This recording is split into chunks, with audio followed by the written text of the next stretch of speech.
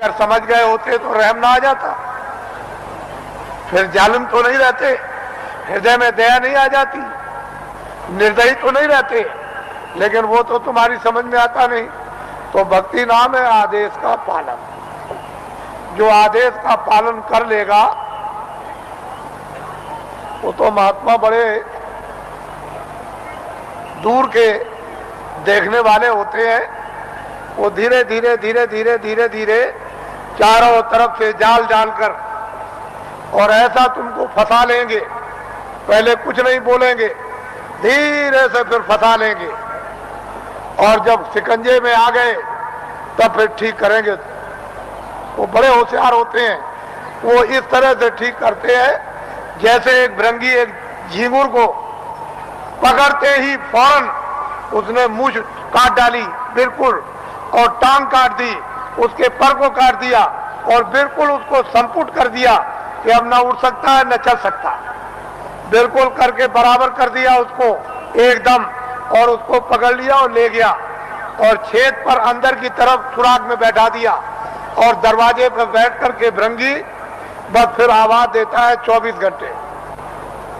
जब उसने भृंगी ने आवाज दिया 24 घंटे के अंदर, तो उसने अपनी सारी शक्ति को झींगुर में भर दिया, तो पर भी जमे आए, उसके पैर भी जमे आए, उसकी मूछें भी जमे आई, और बस 24 घंटे के बाद जो निकला तो फौरन उसने दूसरे को पकड़ा और उसको संपुट कर दिया। तो महात्मा बड़े होशियार होते हैं, तुमको नहीं मालूम कि वो कैसे पकड़ते हैं, आपको कुछ नहीं पता, जानते ही नहीं हो। इसलिए आप ये मत समझो ये सूखा सत्संग नहीं है। आपने कल देखा अपनी आंखों से कि 4 बजे से लाइन लग गई और सारी रात जाड़े में बैठे रहे, तो आपको ये जानना चाहिए कि सारी रात जगह एक तपस्या की, ऊपर से सर्दी थी और लाइन में धीरे धीरे बैठ करके खिसके हैं, धीरे धीरे आए और लाइन अभी तक लगी हुई है। अगर इसको देख करके तुमको अगर कुछ भी देश का और तुमको धर्म का और अध्यात्मवाद का और मोहब्बत प्यार और महात्मा फकीरों और सेवकों का अगर अनुभव नहीं होता है तो तुम्हारी बुद्धि जानवरों से भी गई गुजरी। फिर तो मैं ये कहूंगा कि जानवर ही अच्छे, आदमी अच्छा नहीं। इस दृश्य को आप देखिए, इस दृश्य को वैसे मेरे पास ऐसा रास्ता है कि मैं 4 ही घंटे में इसको निपटा दूं, लेकिन मैं ये दिखाना चाहता हूं कि देवियां कैसी बैठी हैं कतार लगाकर, पुरुष कैसे बैठे कतार लगाकर क्या इंतजारी कर रहे हैं और इस ठंडी में किस तरह से तपस्या कर रहे बैठे हुए हैं, ये आपको दिखाना चाहते हैं। ये महात्माओं का गोपनीय राज है। ये राज और रहस्य कुछ दिनों के बाद आपकी समझ में आएगा, अभी तो नहीं आ सकता। इसमें अगर आध्यात्मिकता का कहीं मसाला ना होता, सच्चा और सत्य, तब तो आप बहुत दूर चले गए होते। ये तो असली चीज है, और वही सबको घूम फिर करके उसी जगह पर आ जाना। आएंगे वही, वो रास्ता एक दिया जा रहा, अभी रास्ता और रास्तों के स्रोत अभी खोल दिए जाते हैं, तो चारों तरफ गली कूचे से और फौरन पगडंडी और सड़कों पर आकर और फौरन आ जाएंगे बिल्कुल। फिर आप देखिएगा इस दृश्य को, तो आप ऐसा मत समझो। वो कहते तो कुछ नहीं है, अगर कह दें कि तुम ये हो, तुमने सुबह इसको मारा, शाम को इसको मारा, इसकी चोरी की, इसकी डकैती की, इसका बुरा किया, इसका ये किया, तो 2 मिनट नहीं ठहरोगे। फिर तो 2 मिनट नहीं ठहर सकते हो, भाग के चले जाओगे, करे यहाँ तो सब कुछ खुल गया, यहाँ तो कुछ नहीं है। लेकिन वो धीरे से पोशीदा रखकर वो धीरे धीरे धीरे धीरे जब रास्ते पर ले आएंगे और बांध लेंगे, तो कहेंगे अरे बेटा, हे बच्चे, तूने बहुत कुछ कर लिया, ये काम किया है। तब उसका होश उड़ जाएगा और वो अपनी जगह पर आ जाएगा। वो आदेश उसको मिलेगा, उसका पालन करेगा, उसका नाम है भक्ति। वाल्मीकि बदल गए, गंगा बदल गई, सदन कसाई बदल गए, और बड़े बड़े राजे और जिम्मेदार बदल गए, और डाकू और बदमाश बदल गए, बड़े लुच्चे और लफंगे बदल गए, महात्माओं के पास पहुंच करके बदल जाते। और बड़े बड़े सिद्ध हो गए और बड़े ज्ञानी हो गए और त्रिकालदर्शी हो गए, और जो इतिहास बना दिया उसको अभी तक कोई काट नहीं सका। उन्होंने लिख दिया मैं सबसे बुरा था, मैं सबसे पापी था, मैं सबसे गुनाहगार था, और सब कुछ चिल्लाकर उन्होंने किताबों में ढनूरा पीट दिया। लेकिन यह है कि जिस महापुरुष के चरणों में गए उन्होंने उस सबको क्षमा कर दिया। उसके बाद में मसाला है, जड़ी है, औषधि है, बूटी है, उसको लगा करके और सबको धो डाला, तब उसको स्वच्छ और साफ और निर्मल और शुद्ध और पवित्र है उसको कर दिया। उसकी तब महिमा होती है, तब गुणगान होता, तब भक्त और भगवान की लीला होती है। नहीं तो वैसे तो कौन भगवान को पहचान सकता है? भगवान तो भक्तों को पहचान लेगा, लेकिन भक्त कौन है? कोई नहीं। भक्त और भगवान का एक रस, एक रूप और एक भाव जब बन जाता है तब लीला होती है भक्त और भगवान की, स्वामी और सेवक की, और मुर्शिद और मुरीद। तो मुसलमान जो मस्जिद में इबादत करते हैं उनके इबादत करने का तौर तरीका सही नहीं है, गलत है। इसलिए मुसलमानों की इबादत खुदा कबूल नहीं कर रहा।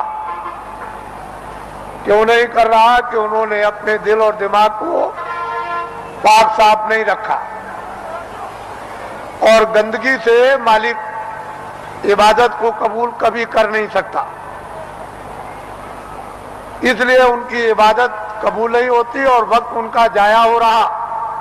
और ये जिसमें जो आपको थोड़े वक्त के लिए दिया गया, वक्त पूरा होते ही जैसे ही पूरा हुआ, लेकिन उन्होंने कहा जिस्म हमने इबादत के लिए ही दिया है कि इबादत से तुम अपनी रूह को जगा लो और नजात में पहुंचा दो मौत के पहले।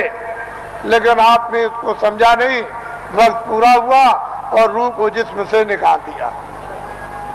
जिस तरह से हिंदू की जीवात्मा निकाली जाएगी उसी तरह से मुसलमान की रूह निकाली जाएगी, और फैसला दोनों का एक ही तख्त पर होता है, अलग अलग नहीं। वहां न कोई हिंदू है न वहां कोई मुसलमान, वहां तो जो भी तुमने अच्छे और बुरे जो काम किए वो वहां पर हैं और उसी का इंसाफ हो जाएगा। वहां किसी शहादत और गवाही की जरूरत नहीं। ये सब कुछ है, महात्माओं को, महान आत्माओं को ये सब दिखाई देता है। इससे मालूम होता है कि वो कौन है हिसाब करने वाला और किस तरह से हिसाब करता है, और किन लोगों को फिर मनुष्य शरीर नहीं मिलता और कब तक नहीं मिलता है, ये महापुरुषों को सब मालूम। अब आप लोगों से हमारी ये विनय और प्रार्थना है कि अब आप लोग अपना उम्र का जो थोड़ा बहुत बचा हुआ हिस्सा है, कुछ तो आप खेती दुकान दफ्तर में लगा दो, कुछ बच्चों की सेवा में लगा दो, कुछ मान सम्मान में लगा दो, कुछ सोने में। थोड़ा सा समय बचाओ इसी मनुष्य मंदिर में, जिस्मानी मस्जिद में, तो सच्चे खुदा की रूह से इबादत हो जाए और सच्चे भगवान का जीवात्मा से भजन हो जाए। तो ये जीवात्मा उस नूर को, यानी वो रूह नूर को वो पाले, यानी जीवात्मा उस प्रकाश को प्राप्त कर ले जो इसकी जान है, जिसके बगैर ये बेखबर और अकेली इस बियाबान अंधकार जंगल में ये मारी मारी फिरती है, उसका कोई सहारा देखभाल करने वाला नहीं।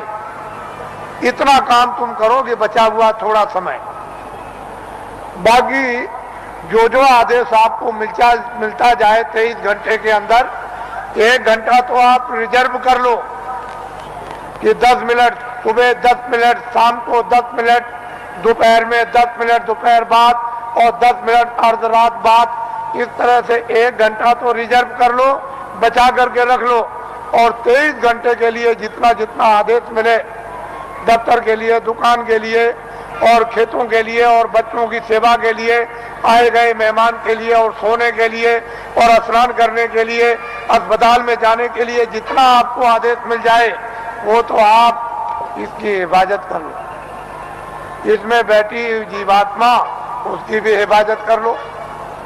दोनों काम आपके लिए सुलभ हो जाएं, ये भी ठीक, और जीवात्मा भी तुम्हारी जाग जाए। लेकिन इसी से जगेगी जब ये ठीक रहेगा, निरोगी रहेगा और स्वच्छ रहेगा और साफ रहेगा और पाक रहेगा, तो फिर जीवात्मा भी साफ हो जाएगी और निरोगी हो जाएगी। नहीं, ये रोगी तो वो भी रोगी, ये गंदा तो वो भी गंदी, मन गंदा, बुद्धि गंदी, आंख गंदे, चित्त गंदा, तो जीवात्मा और अंतःकरण भी गंदा, तो फिर बीमारी कैसे जाएगी, ये रोग और कोड़ कैसे जाएगा। तो इसलिए आप थोड़ा रिजर्व करो अपने समय, फिर थोड़े ही समय के बाद जब नशा उतरने लगेगा तो अफीम का नशा कुछ नहीं, शराब का कुछ भी नशा नहीं, ये वो नशा है कि एक बार पी लो तो फिर कभी चढ़ी उतरती नहीं है। मेरे पास बहुत से लोग आते हैं और बड़े बड़े प्रलोभन दिए कि चलो आप ही को प्रधानमंत्री बना देंगे। अरे मैंने कि चलो, तुम एक प्रधानमंत्री नहीं, लाखों और करोड़ों, उसकी भी जरूरत नहीं है, वो तो कूड़ा कचरा है। प्रधानमंत्री का स्थान कूड़ा कचरा बदबूदार है, ये सब तुम्हारा कोई असर लगने वाला नहीं है। इसको छोड़ दो, धन और दौलत ये सब छाया है, ये वक्त से ये सब अलग थलग, और ये भी छाया, ये मैल है। देखते देखते मिट्टी का मिट्टी में, वायु का वायु में, अग्नि का अग्नि में और आकाश का आकाश में, ये सब का सब जल का जल में मिल जाएगा और कुछ भी पता नहीं चलेगा कि ये कहाँ चले गए। और जीवात्मा जिसके कारण ये चलता फिरता बोलता है, ये बादशाह कहलाता, सेठ साहूकार कहलाता, विद्वान कहलाता और बड़ा बहादुर और दानी कहलाता, वो तो निकल जाएगा, उसका भी पता नहीं। उसी के पते के लिए अनमोल मनुष्य शरीर आपको दिया गया, इसमें बैठकर उसका पता लगा लो और इन्हीं इंद्रियों के द्वारा तुम जो है उस छाया पर, यानी कागज पर लिख मारो कि मैंने उसको देखा जिसका कभी नाश नहीं होता है, जो चलता फिरता बोलता नहीं, जिसके यहाँ कभी सुबह शाम नहीं होती है, जिसके यहाँ कभी रात्रि और दिन नहीं होता और सूरज और चांद कभी निकलता नहीं, वो एक रस रहने वाला। इसलिए आप थोड़ा समय बचाओ, ये हमारी विनती और प्रार्थना है। हम तो वर्षा आदेशानुसार ये देते हैं, लेकिन उसको संभाल करके रखो। हमारी बात अच्छी तरह से समझ